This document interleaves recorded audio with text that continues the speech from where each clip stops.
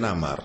kenn déggatu leen woon depuis ay weer su ma sañee sax ma ne at li ma ci xalaat mooy xanaa kay ñoom dañu lekkoon ba regg noppalu du nelaw ba li ñu lekkoon rees moo tax ñu ñëw bëgg ubali dëkk bi. lan mooy lekk. liy lekk mooy damay jaar ci wax bi gis nga Y'en a marre ña fa nekk seen métier xam nañ ko. mooy lan mooy jege nguur wala jege ñi dégg nguur. wut lenn ci lu ñuy fajee seen soxla. ba pare guddi bëccëg suñu yeewoo di taxaw ci position boo xam ne mel ni dañ fi kiiwal askan beeg yooyu ci mbirum naxee mbaay la ñu dëkk te li may waxuma ko pour ay accusation gratuite ay kenn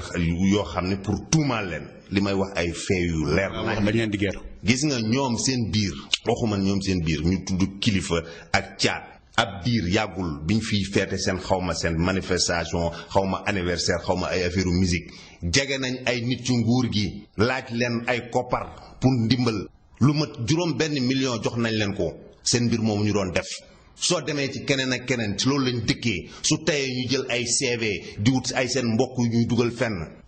wala seen xarit. ñoom ñu fas yéene manifester le juróom-ñaari fan ci weer bi avril bi mais dégg naa ne sax yow mi sax bind nga ab këyit jëmale ko préfet naka la demee. mais ci démocratie lañ nekk man membre secrétariat exécutif national bu APR